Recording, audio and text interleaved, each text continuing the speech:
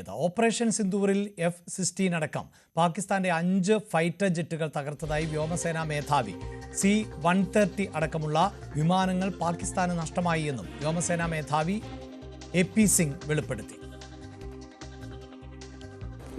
Pakistan losses are concerned. I think it was very clear. It was clearly spelled out in the initial debriefs also that we have struck a large number of their airfields, and we struck a large number of their installations. And what we have gathered from whatever end reports we have got is that on ground, because of our strikes, there have been radars at least 4 places, command and control centers at 2 places, runway, of course, damaged at 2 places.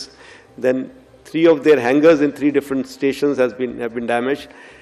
And in that hangar, as well as on tarmac, we have signs of one C-130 class of aircraft, one AEWC class of aircraft, and at least 4 to 5 fighter aircraft, most likely F-16, because that base happened to be F-16, which would have been under maintenance that time. Yes, Rakesh ആണ് വാർത്തയുടെ വിശദാംശങ്ങളുമായി ചേരുന്നത്. Rakesh, Asia കപ്പിലെ ക്രിക്കറ്റിനിടയിൽ പോലും India Pak സംഘർഷം ചർച്ച ചെയ്യപ്പെടുന്ന സാഹചര്യം ഉണ്ടാകുന്നു. ഇപ്പോഴിതാ ഇന്ത്യ കൃത്യമായി മറുപടി നൽകുകയാണ്. പാകിസ്ഥാന്റെ മെനഞ്ഞെടുക്കലുകളാണ് ഇതെല്ലാം, അതിൻ്റെ പ്രതിഫലനമാണ് എല്ലായിടത്തും കാണുന്നത് എന്നും ഇന്ത്യ എന്താണ് ചെയ്തത് എന്ന് വളരെ കൃത്യമായി സേനാ മേധാവി പറയുകയല്ലേ?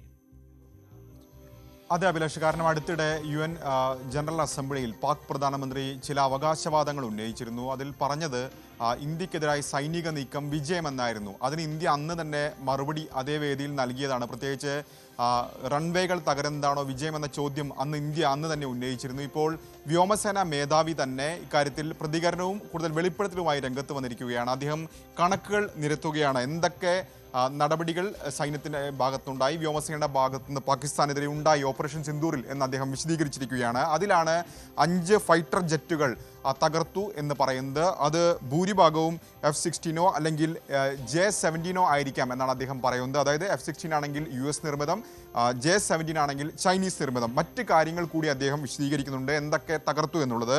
അതിലേറ്റവും പ്രധാനമായി 2 കമാൻഡുകളും 2 കൺട്രോൾ സെന്ററുകളും തകർത്തിട്ടുണ്ട്. കൂടാതെ വ്യോമസേനാ താവളങ്ങളിലെ 2 റൺവേകൾ തകർത്തു. 3 ഹാങ്ങറുകൾ, അതായത് ഈ വിമാനങ്ങൾ അറ്റകുറ്റപ്പണികൾ നടത്തുന്ന 3 ഹാങ്ങറുകളും ഇന്ത്യയുടെ വ്യോമസേനയുടെ ആക്രമണത്തിൽ തകർന്നു. അവിടെ വെച്ചാണ് C-130 വിമാനം തകർന്നത്. അതായത് മിലിറ്ററി ആവശ്യങ്ങൾക്കായി സൈനികരെ അടക്കം കൊണ്ടുപോകുന്ന വലിയ വിമാനമായ C-130 തകർക്കുന്നത് അവിടെ വെച്ചാണെന്ന് കൂടി അദ്ദേഹം വിശദീകരിക്കുകയാണ്. ഇങ്ങനെ ഓപ്പറേഷനിടയിൽ ഏതാണ്ട് 10ലധികം വിമാനങ്ങൾ പാകിസ്ഥാന് നഷ്ടപ്പെട്ടു എന്നാണ് അദ്ദേഹം വിശദീകരിച്ചിരിക്കുന്നത്. ഏതായാലും പാക് പ്രധാനമന്ത്രിയുടെ ഈ അവകാശവാദത്തിന് പിന്നാലെയാണ് വ്യോമസേന മേധാവി തന്നെ ഇപ്പോൾ രംഗത്തെത്തിയിരിക്കുന്നത്. മാത്രവുമല്ല, വ്യോമസേനയെ സംബന്ധിച്ചിടത്തോളം ഒരു നിർണായകമായ വർഷമാണ് അദ്ദേഹം കടന്നുപോയതെന്ന് കൂടി അദ്ദേഹം വിശദീകരിക്കുന്നുണ്ട്. ഇത് കൂടാതെ 300 കിലോമീറ്റർ അകത്തേക്ക്, പാകിസ്ഥാന്റെ അകത്തേക്ക് പ്രവേശിച്ച് ചില തന്ത്രപ്രധാന കേന്ദ്രങ്ങൾ തകർക്കാനും വ്യോമസേനയ്ക്ക് സാധിച്ചു എന്നുകൂടി അദ്ദേഹം വിശേഷിപ്പിക്കുന്നുണ്ട്. കൂടാതെ പാകിസ്ഥാന്റെ അവകാശവാദങ്ങളെ അദ്ദേഹം വിശേഷിപ്പിച്ചത് കെട്ടുകഥകൾ എന്നാണ്.